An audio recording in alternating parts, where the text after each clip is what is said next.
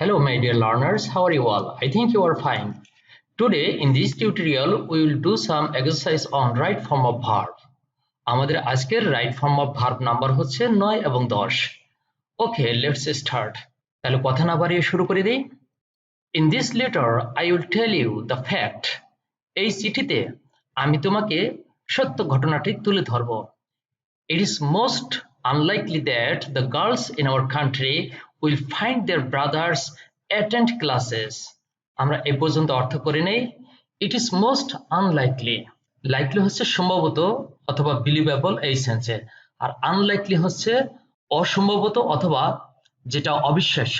তাহলে it is most unlikely, এটা একেবারে অবিশ্বাস্য ব্যাপার যে the girls in our country, এটা একান্ত অবিশ্বাস্য ব্যাপার যে আমাদের দেশে মেয়েরা উইল ফাইন্ড দেয়ার ব্রাদার্স, তাদের ভাইদেরকে দেখে কি করতে দেখে, অ্যাটেন্ডিং ক্লাসেস। এখানে কিন্তু অ্যাটেন্ড থেকে অ্যাটেন্ডিং হয়ে যাবে। কেন দেখুন, দ্যাট দিয়ে যে কনজাংশন আছে এরপরে কিন্তু একটা ক্লোজ শুরু হয়েছে। দেখুন দ্যাট দিয়ে, the girls in our country হচ্ছে সাবজেক্ট, উইল ফাইন্ড হলো ভার্ব, আর দেয়ার ব্রাদার্স হচ্ছে অবজেক্ট। তাহলে সাবজেক্ট ভার্ব অবজেক্ট, এরপরে তো আমাদের ভার্বের সাথে আইএনজি হবে। সুতরাং আমরা এই কারণে অ্যাটেন্ডিং করে দিলাম। অর্থাৎ আমরা ভার্বের সাথে আইএনজির যে রুলটা শিখেছি তার মধ্যে একটা রুল হচ্ছে এরকম, সাবজেক্ট তারপর ভার্ব এরপর অবজেক্ট, এরকম যদি থাকে এরপরে আমরা ভার্বের সাথে আইএনজি করে দেই। ঠিক এখানেও তাই। এখানে হচ্ছে the girls in our country, এটা হলো সাবজেক্ট, উইল ফাইন্ড হলো ভার্ব, দেয়ার ব্রাদার্স হচ্ছে অবজেক্ট। তাহলে সাবজেক্ট ভার্ব অবজেক্ট হয়ে গেল, এরপর তো ভার্বের সাথে আইএনজি হবেই। অ্যাটেন্ডিং ক্লাসেস, তাহলে এটা খুবই অবিশ্বাস্য ব্যাপার যে আমাদের দেশে মেয়েরা তাদের ভাইদেরকে দেখে ক্লাসে অ্যাটেন্ড করতে অর্থাৎ ক্লাসে যেতে, but they themselves will remain imprisoned within the four walls of their houses. আমি কিন্তু উত্তরটি বলে দিয়েছি, imprisoned। এখন কেন হবে দেখুন, রিমেইন হচ্ছে এমন একটি ভার্ব যেটার পরে ভার্বের পাস্ট পার্টিসিপল হয় অর্থাৎ অ্যাডজেক্টিভ হয়। আমরা একটি রুলে শিখেছি এরকম কি কি, ফিল, গেট, রিমেইন, এই ভার্বগুলো হচ্ছে এমন জাতের ভার্ব যেগুলোর পরে ভার্বের পাস্ট পার্টিসিপল হয়। তারপর বিং রয়েছে এই গ্রুপে, তাহলে বিং, রিমেইন, ফিল, গেট, এই ভার্বগুলোর পরে ভার্বের পাস্ট পার্টিসিপল হয়। অর্থটা কি দেখুন, but they themselves will remain imprisoned.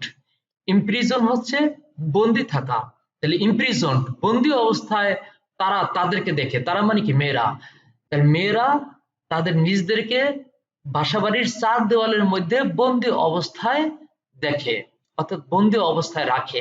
Remain হচ্ছে অবস্থান করা বা রাখা, তাহলে রিমেইন ভার্বের পরে আমরা পাস্ট পার্টিসিপল দিয়ে দিলাম।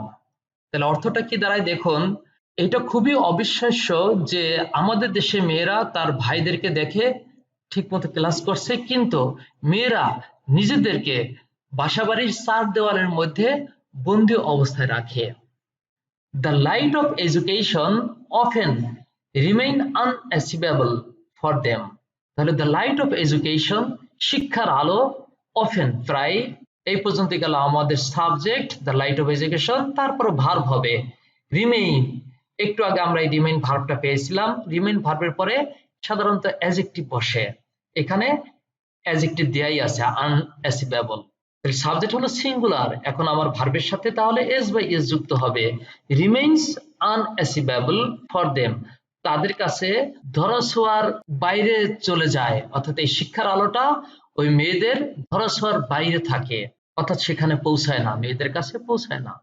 তাহলে আমরা কি দেব, এখানে রিমেইনস দিয়ে দেব। কেন, সাবজেক্ট থার্ড পারসন সিঙ্গুলার এবং সেটা active voice. They often force to marry the men they not like, অর্থাৎ এখানে বলতে চাচ্ছি আমরা তাদেরকে বাধ্য করা হয়, অর্থাৎ তারা বাধ্য হয় বিয়ে করতে ওই সব পুরুষ লোকদেরকে যাদেরকে তারা পছন্দ করে না। তাহলে এখানে দেখুন, তারা কি নিজেরা বাধ্য করে কাউকে, না তারাই বাধ্য হয়, তারা বাধ্য হয়, অর্থাৎ তাদেরকে বল প্রয়োগ করা হয় তাদের উপরে। তাহলে প্যাসিভ ভয়েস অবশ্যই, আর প্যাসিভ ভয়েসে দুটি শর্ত মনে আছে, একটা হলো বিভার থাকা আর একটা হলো মূল ভার্বের পাস্ট পার্টিসিপল থাকা। তাহলে দের সাথে অবশ্যই বিভার হিসেবে আর বসবে, আর ফোর্স থেকে হবে ফোর্সড। তাহলে দে অফেন আর ফোর্সড, এখানে আর ফোর্সড আমরা দিতে পারি অথবা অফেনকে মাঝখানে নিয়ে আসতে পারি, দুইভাবে right. They are often forced to marry the men, তাদেরকে প্রায় বাধ্য করা হয় অথবা তাদের উপর জোর খাটানো হয় ওইসব পুরুষ লোকদেরকে বিয়ে করার জন্য। দে নট লাইক অর্থাৎ দে ডু নট লাইক, যাদেরকে তারা পছন্দ করে না ওইসব পুরুষ লোকদেরকে তাদেরকে বিয়ে করতে বাধ্য করা হয়। ডু নট লাইক হবে নেগেটিভের জন্য। If our friends Rimi had been with me, had এর পরে তো ভার্বের পাস্ট পার্টিসিপল হবে, আর বি ভার্বের পাস্ট পার্টিসিপল হচ্ছে বিন। যদি আমার বন্ধু রিমি আমার সাথে থাকতো এই ক্যাম্পেইনে, তাহলে কি হতো দেখুন, এখানে কিন্তু ইফ দিয়ে পাস্ট পারফেক্ট টেন্স হয়েছে, তাহলে বাকিটাও উড হ্যাভ, কুড হ্যাভ বা মাইট হ্যাভ দিয়ে পাস্ট পারফেক্ট টেন্স করতে হবে। এটা আমরা আগের টিউটোরিয়ালে বলেছিলাম, এটার নাম হচ্ছে পাস্ট পারফেক্টিভ কন্ডিশনাল সেন্টেন্স। অর্থাৎ ইফ দিয়ে একটি ক্লোজ পাস্ট পারফেক্ট টেন্স থাকে আর বাকি ক্লোজটাও উড হ্যাভ, কুড হ্যাভ বা মাইট হ্যাভ ব্যবহার করে পাস্ট পারফেক্ট টেন্স বানাতে হয়। তাহলে ইফ এর সাথে পারফেক্ট টেন্স, বাকি ক্লোজটাও পাস্ট পারফেক্ট টেন্স। এই দুটি পাস্ট পারফেক্ট টেন্সের যে শর্তধীন দুটি ক্লোজ রয়েছে, এই ধরনের সেন্টেন্সকে বলা হয় পাস্ট পারফেক্টিভ কন্ডিশনাল সেন্টেন্স। তাহলে এখানে আমরা কুড হ্যাভ অ্যাচিভড দিয়ে দেব পাস্ট পারফেক্টিভ কন্ডিশনাল সেন্টেন্সের নিয়ম অনুসারে। তাহলে আমরা আগেরটা কি বললাম, বিন বলেছিলাম, আর পরেরটা বলবো কুড হ্যাভ অ্যাচিভড। কুড তো আছেই, হ্যাভ অ্যাচিভড দিয়ে দিলেই হবে। কুড হচ্ছে মডাল, মডালের পরে ভার্বের কিন্তু বেস ফর্ম হয়েছে। হ্যাভ ভার্বের কিন্তু এখানে হ্যাড হবে না, হ্যাভ, হ্যাজ, হ্যাড এগুলো বেস ফর্ম কে হ্যাভ, সুতরাং মডেলের পরে ভার্বের বেস ফর্ম দিয়েছি। তাহলে could have achieved must success rapidly, যদি আমার বন্ধু রিমি আমার সাথে এই ক্যাম্পেইনে থাকতো তাহলে খুব দ্রুত অনেক বেশি সফলতা অর্জন করতে পারতাম। তারপরেরটি দেখুন, your presence also give me much pleasure, তোমার উপস্থিতি আমাকে অনেক আনন্দও দিত। তাহলে এটা হয়ে যাবে পাস্ট সিম্পল কন্ডিশনাল সেই সেন্সে, অর্থাৎ তাহলে এখানে কিন্তু আগেরটার মতোই, তবে আগেরটা আছে পাস্ট পারফেক্ট টেন্সে, এটা করতে হবে পাস্ট ইনডিফিনিট টেন্সে কুড, কুড, মাইট ব্যবহার করে। তাহলে কি হবে, your presence also could give me much pleasure, তাহলে কুড গিভ মি এইভাবে হবে কুড গিভ। তাহলে তোমার উপস্থিতি আমাকে অনেক আনন্দও দিত। রিয়েলি ইট ইজ ফেট, সত্যি কথা এটাই হলো ভাগ্য। উই মাস্ট বিলিভ, আমাদেরকে অবশ্যই বিশ্বাস করতে হয়। What is lotted can not be blotted, কারণ এটা কিন্তু একটা প্রবাদ যে বিধির লেখন না যায় খণ্ডন। দেখুন, উই মাস্ট বিলিভ আমরা অবশ্যই বিশ্বাস করি, কিসে বিশ্বাস করি, ওই প্রবাদটাতে। কি প্রবাদ, হোয়াট ইজ লটেড, লট হচ্ছে ভাগ্যে লেখা, আর ব্লোট হচ্ছে ভঙ্গ করা বা ভেঙে দেয়া। তাহলে হোয়াট ইজ লটেড, যা ভাগ্যে লেখা হয়, ক্যান নট বি ব্লোটেড, সেটা ভেঙে ফেলা যায় না, অর্থাৎ বিধির লেখন না যায় খণ্ডন। আমাদেরকে এই প্রবাদে বিশ্বাস করতে হয়। তাহলে we must believe what is lotted can not be blotted, আমাদেরকে অবশ্যই বিশ্বাস করতে হয় যে বিধির লেখন না যায় খণ্ডন। আমরা পরেরটিতে চলে যাই, number 10, we often hesitate after taking a decision. আমরা আফটারের পরে টেকিং দিয়ে দিলাম, বলুন তো কেন, টেক ভার্বের সাথে আইএনজি কেন করলাম? দেখুন গ্যাপের আগের শব্দটা কি, আফটার, প্রিপোজিশন। আমরা তো জানি প্রিপোজিশনের পরে ভার্বের সাথে আইএনজি হয়ে যায়, সুতরাং সেই কারণে আমরা টেক থেকে টেকিং করে দিলাম। টেকিং এ ডিসিশন, আমরা একটা সিদ্ধান্ত নেওয়ার পরে প্রায় দ্বিধা দ্বন্দ্বে ভুগি, অর্থাৎ হেজিটেট করি, দ্বিধা দ্বন্দ্ব করি যে কাজটা করা কি ঠিক হলো না ঠিক হলো না ইত্যাদি। দ্য পিনাকল, পিনাকল হচ্ছে সর্বোচ্চ অবস্থান, অর্থাৎ সবচেয়ে উপরের অবস্থান, অর্থাৎ চূড়া। দ্য পিনাকল অফ সাকসেস, সাফল্যের চূড়া, can hardly reach by a man, অর্থাৎ সাফল্যের চূড়া প্রায় ওই ব্যক্তির দ্বারা ধরাছোঁয়া করা যায় না, অর্থাৎ ওই ব্যক্তি সাফল্যের চূড়ায় সাধারণত পৌঁছে না বললেই চলে। হু ইজ হেজিট্যান্ট, অর্থাৎ যে দ্বিধাদ্বন্দ্ব করে কোনো কাজ করতে, সে সাধারণত সাফল্যের চূড়ায় পৌঁছাতে পারে না বললেই চলে। হার্ডলি কিন্তু নেগেটিভ অর্থে, কোনো কাজ করতে পারে না বললেই চলে এরকম অর্থে। তাহলে দেখুন, দ্য পিনাকল অফ সাকসেস, সাফল্যের চূড়ায়, ক্যান হার্ডলি রিচ, তাহলে সাফল্যের চূড়ায় কি নিজে নিজে পৌঁছে যায় না, সাফল্যের চূড়ায় পৌঁছে যাওয়া হয় বা হয় না কোনো ব্যক্তির দ্বারা, এটা প্যাসিভ ভয়েস। দেখুন প্যাসিভ ভয়েসের বায়ু এখানে দেওয়া আছে। তাহলে দেখুন সাফল্যের চূড়ায় কদাচিৎ পৌঁছাতে পারে ওই ব্যক্তি দ্বারা, তাহলে এটা passive voice. The pinnacle of success can hardly be reached, be reached কেন হবে, কারণ সেটা প্যাসিভ ভয়েস। কারণ আমরা জানি প্যাসিভ ভয়েসের দুটি শর্ত মেনটেন করতে হয়, একটা হলো বি ভার্ব ব্যবহার করা, অর্থাৎ বি নিজে, অথবা am, is, are, was, were এই বি ভার্বগুলো ব্যবহার করা। আর মূল ভার্ব যেটা রয়েছে এখানে রিচ হলো মূল ভার্ব, এটার পাস্ট পার্টিসিপল করতে হয়, অর্থাৎ রিচ থেকে এই জন্য রিচড হয়েছে। তাহলে ক্যান হার্ডলি বি রিচড, এখানে ক্যানের পরে কিন্তু ভার্বের বেস ফর্ম হয়েছে, বি ভার্ব হিসেবে এখানে বি নিজে এসেছে। আর যদি ক্যান না থাকতো তাহলে হয়তো এম ইজ আর ওয়াজ আর এগুলোর ভিতর থেকে ইজ আসতো। তাহলে এখানে কি হবে, the pinnacle of success can hardly be reached by a man who is hesitant, যেই ব্যক্তি হচ্ছে দ্বিধাগ্রস্ত সে সাফল্যের চরম শিখায় খুব কদাচিৎই পৌঁছাতে পারে, এটা passive voice. With a view to overcome the obstacles, আমরা তো অবস্টাকেলের আগে যে ভার্বটা পেয়েছি ওভারকাম, দেখুন তো এই ওভারকাম ভার্বের আগে কি রয়েছে, উইথ এ ভিউ টু, মনে আছে? উইথ এ ভিউ টু হচ্ছে সেই ফ্রেজ যেটা শেষে টু রয়েছে, এরকম কিছু ফ্রেজ আছে, with a view to, look forward to, object to, be use to, be accustom to, get use to, committed to, এই ফ্রেজগুলোর শেষে সবসময় টু থাকে আর এইগুলোর পরে সবসময় ভার্বের সাথে আইএনজি হয়ে যায়।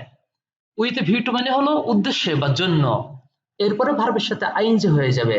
তাহলে দেখুন, with view to overcoming the obstacles, obstacle হচ্ছে বাধা বিঘ্ন, তাহলে বাধা বিঘ্ন অতিক্রম করার লক্ষ্যে বা অতিক্রম করার জন্য কি করতে হবে, উই অট টু মানে should, we should remain rigid, আমাদেরকে রিজিড থাকতে হবে, অর্থাৎ দৃঢ় থাকতে হবে। রিজিড মানে কি, দৃঢ়, অর্থাৎ যেটা নড়চড় করে না, অনর, তাহলে আমাদেরকে অনর বা দৃঢ় থাকতে হবে।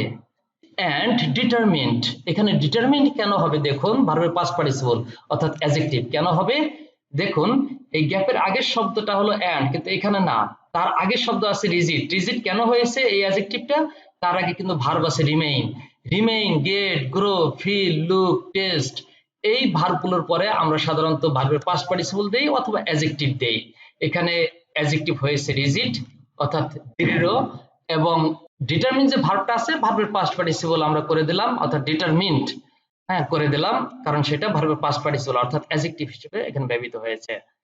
তাহলে এই সমস্যাগুলো ওভারকাম করার লক্ষ্যে আমাদের কি করা উচিত, আমাদেরকে অবশ্যই দৃঢ় থাকতে হবে এবং সংকল্পবদ্ধ থাকতে হবে, ডিটারমিন্ড থাকতে হবে।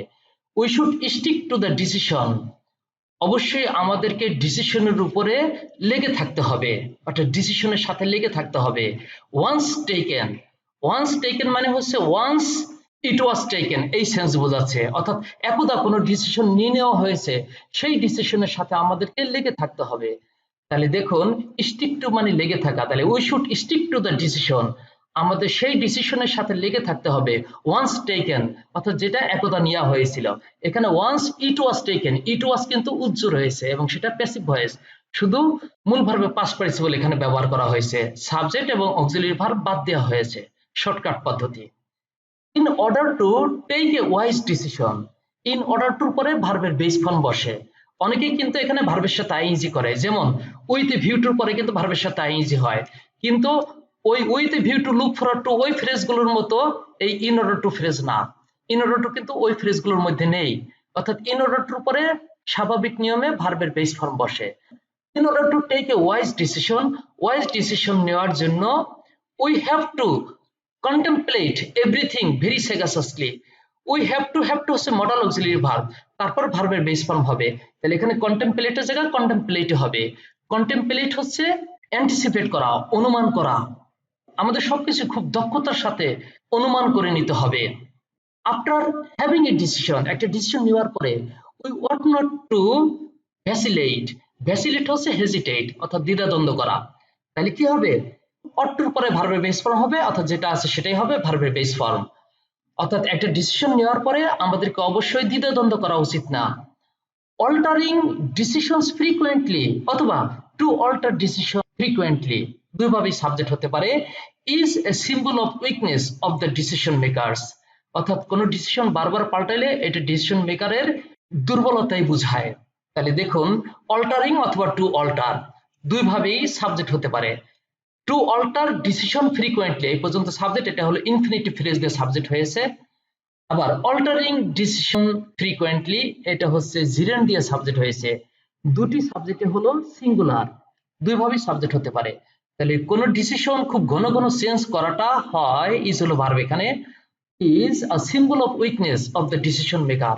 এটা ডিসিশন মেকারদের ডিসিশন নেওয়ার ক্ষেত্রে দুর্বলতা প্রকাশ করে অথবা ডিসিশন মেকারদের দুর্বলতার বহিঃপ্রকাশ। However dash to the decision, stick to মানে লেগে থাকা। দেখুন তাহলে আমরা স্টিকিং টু দ্য ডিসিশন দিলাম, বলুন তো কেন? স্টিকিং টু দ্য ডিসিশন অর্থাৎ ডিসিশনের সাথে লেগে থেকে we can prove hour mental toughness, আমরা ডিসিশনের সাথে লেগে থেকে আমরা আমাদের মানসিক দৃঢ়তা প্রমাণ করতে পারি। তাহলে দেখুন এখানে আমরা প্রেজেন্ট পার্টিসিপল ফ্রেজ করে ফেলেছি, কারণ পরে সাবজেক্ট ভার্ব সবই আছে।